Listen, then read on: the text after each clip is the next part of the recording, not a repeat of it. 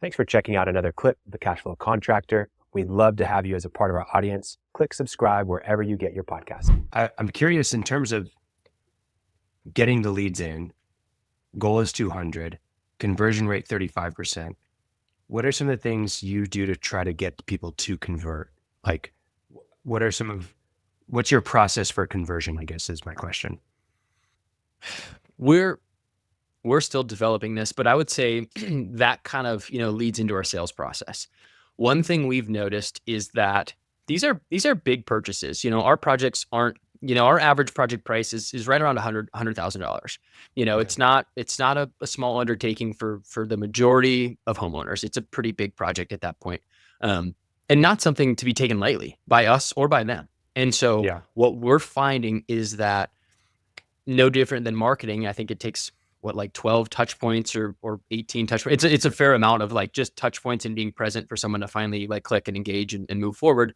We're seeing a similar theme in our sales process. And so what we're really focusing on is our follow-up.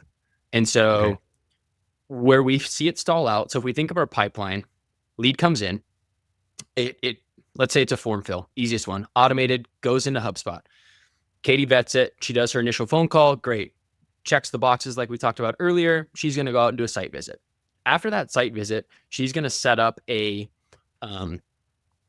we use Google Meet, so a video call to then present our design proposal to the client. We don't just send out a PDF with a number on it. That's a surefire way to have a client ghost you. They just don't come back, and you don't always know why. And so on that call, she'll discover a lot of things like, did it hit your expectations? Did we, is everything in there? Do we need to adjust anything? A lot of times people are like, oh, okay, well, let's take out this. Or, hey, you forgot we wanted to add 2 lights over here. Okay, cool. And so she'll adjust that, send it back. This is where we find that people need time. And there's a lot of sales tactics and things, and we may get more efficient and better at that to try to close more efficiently on some of those calls. But right now, what we do is we focus really heavily on the follow-up process from that meeting. So that's typically the first, we'll call it maybe stall, is in that, that commitment to move into the design phase. We will put clients into, we call it like a hot prospect category, meaning we're going to reach out, phone, email, or text message. We kind of try to rotate every week, once a week, every week for 8 weeks. And if we don't get any response or any feedback or anything from there, we'll then move it to a warm category, in which case we'll do the same 3, call, email, or text every other week for an additional 8 weeks. And then if we still don't have anything there, we'll do kind of a final message / touch point, usually via email, that says, hey, we understand maybe you went a different direction. We kind of tailor it to each client depending on what the project is, and maybe if we know what their pain point is or whatever. And just say, we're here if you need us. And then we put them into a cold campaign, which then just goes into our quarterly marketing email, send outs. Yeah. Okay. So I'm curious, and I think we had talked about this at one point. Do you charge for a design, or are you just doing the design for free? What are the steps kind of you'll walk through that conversion essentially? Yeah. So we essentially have two kind of points there. We have a design proposal and a construction proposal. And the design proposal is a high level, estimate based on what we think the project is going to take on, from previous projects we've done and the conversations we have with the client to that point. And it's simply a percentage of that project. So if we think it's going to be, for example, if we think it's going to be $100,000, we'll say, to do your kitchen, $100,000 design proposal. And then we commit to being within plus or minus 10% of that. And we're pretty confident in that. We usually hit it. And we just tell clients hey, if that's where you want to be and if you're comfortable with that, we can make sure we get you there. Now, if there are misaligned incentives or confusion, then sometimes that's on us for not explaining it right. But we find that works fairly well to get clients into that design phase. So for a kitchen, it would be, it depends on the size. We kind of have a few different metrics, but it'd be $5,000 to move into the design phase, which would come off of that $100,000 project price. So then the remaining balance would be $95,000. So, but they could walk away after the design process if they wanted to, and they would keep the designs. They could. Yep. Okay, so they own the designs, but they're out the $5,000 or whatever it costs. Yep. Okay, interesting. So do you count the conversion at the design, or do you count it once it's no, we've actually done the construction proposal? So we're kind of going back and forth on this, and maybe thinking about tweaking the way our agreement is written. But yes, we do anytime that we get someone to commit to the design phase, we consider that a conversion. Okay. We do have some fallout. It's pretty minimal. I think last year we had 2 projects fall out of design phase out of, I think 18, or no, in design phase probably would have been 20. So it's a fair percent. Was that 5%? Yeah. 5%? So I'm always Or curious 10%. about this. How can you get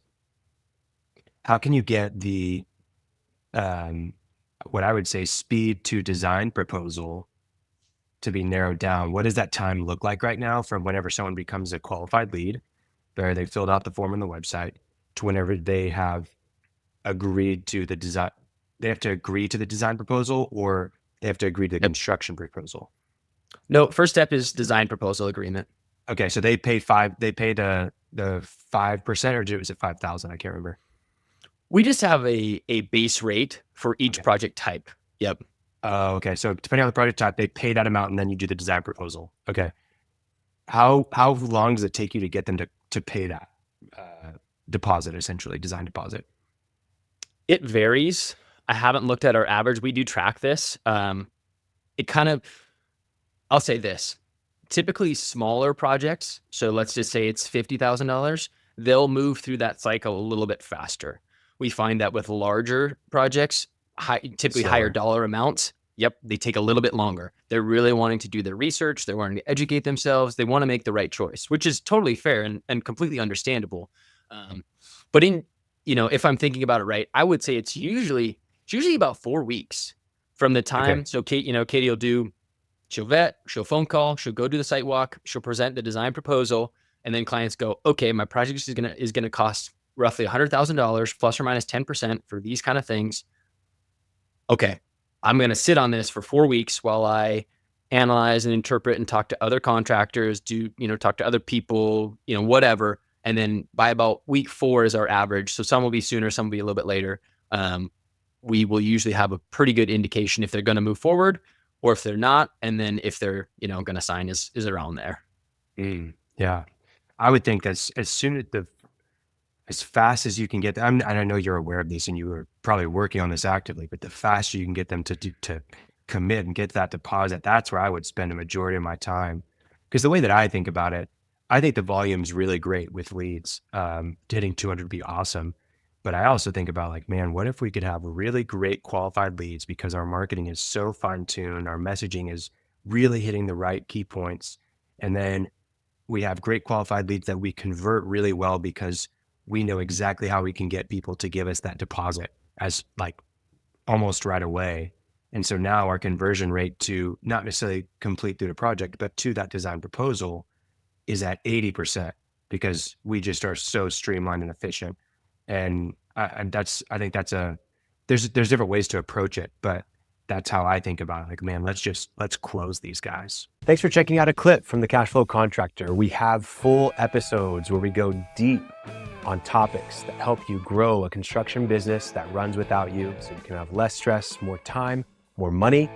Now, we've got other videos, other clips, but if you want to check out the full episode for this clip, you can click wherever our editor put it. It might be here, might be there, might be over my face, I don't know.